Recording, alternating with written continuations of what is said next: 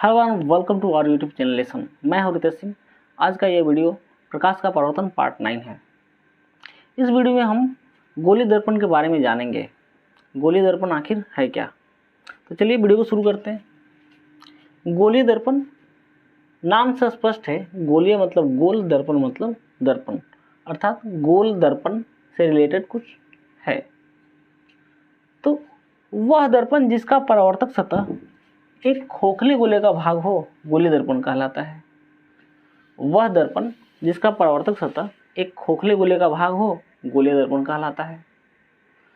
गोलीय दर्पण प्रायः कांच के खोखले गोले के बने होते हैं। गोलीय दर्पण प्रायः कांच के खोखले गोले के बने होते हैं। अब ये बनते कैसे हैं, तो चलिए हम बनाते हैं।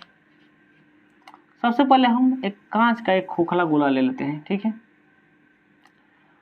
अब इस गोले को हम बीच से काट देते हैं। तो इस प्रकार ये गोला दो टुकड़े में बट गया। पहला टुकड़ा को मैं यहाँ पे ले लेता हूँ और दूसरा टुकड़ा मैं यहाँ पे ले लेता हूँ।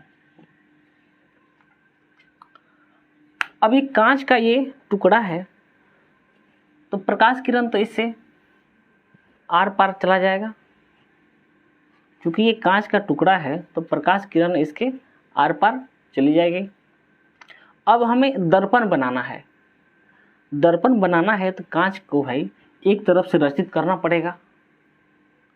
इसके पिछले वाले वीडियो में हम पढ़ चुके हैं कि दर्पण हम बनाते कैसे हैं। तो हमें दर्पण बनाना है तो एक तरफ हमें रचित करना पड़ेगा। अच्छा, चित्र में हम प्रकाश आने वाली प्रकाश किरण को हम बाएं से दाएं लेते हैं।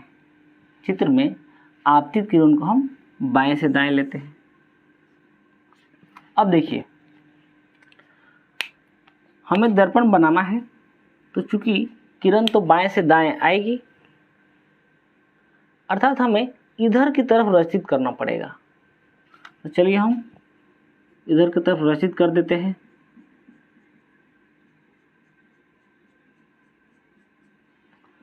अब हमारे सामने एक गोलीय दर्पण बन के तैयार है। अभी जो कांच का पहला टुकड़ा था ये वाला, इसको जब हमें अंदर की तरफ से रचित किया तो ये जो बना आपका, ये बना आपका उत्तल दर्पण। क्या बना जी? उत्तल दर्पण।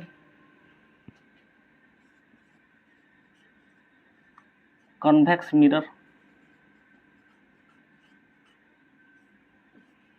उत्तल दर्पण को कॉन्वेक्स मिरर कहते हैं। आई जो गोला है, इस गोले को हम बाहर की तरफ से रचित किया हमने, तो ये जो बना हमारा, ये हमारा अवतल दर्पण बना।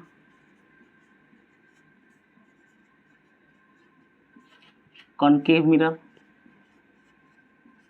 कॉनकेव मिरर, ठीक है।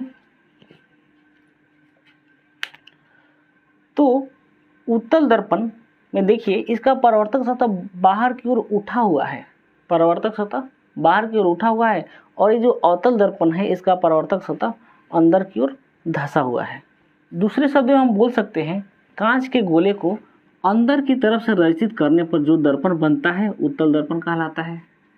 और यदि कांच के गोले को हम बाहर की तरफ से रचित करते हैं तो जो दर्पण आपका बनता है वह अवतल दर्पण कहलाता है, ठीक है।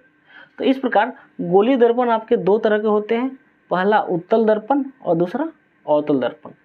उत्तल दर्पण का जो परावर्तक सतह है बाहर की ओर उठा रहता है, जबकि अवतल दर्पण का परावर्तक सतह अंदर की ओर धंसा हुआ रहता है, ठीक है। तो आगे बढ़ते हैं। उत्तल दर्पण, कॉन्वेक्स मिरर, वह गोलीय दर्पण जिसका परावर्तक सतह बाहर की ओर उठा हो, उत्तल दर्पण कहलाता है। परावर्तक सतह बाहर की ओर उठा हुआ है, उत्तल दर्पण कहलाएगा। यह कांच के गोले की भीतरी सतह को रचित करने पर बनता है। कांच का ये जो गोला है, इसकी भीतरी सतह को हमने रचित किया तो हमारा उत्तल दर्पण ये तैयार हुआ। अवतल दर्पण, वह गोलीय दर्पण जिसका परावर्तक सतह अंदर की ओर धंसा हो, अवतल दर्पण कहलाता है। यह कांच के गोले के बाहरी सतह को रचित करने पर बनता है।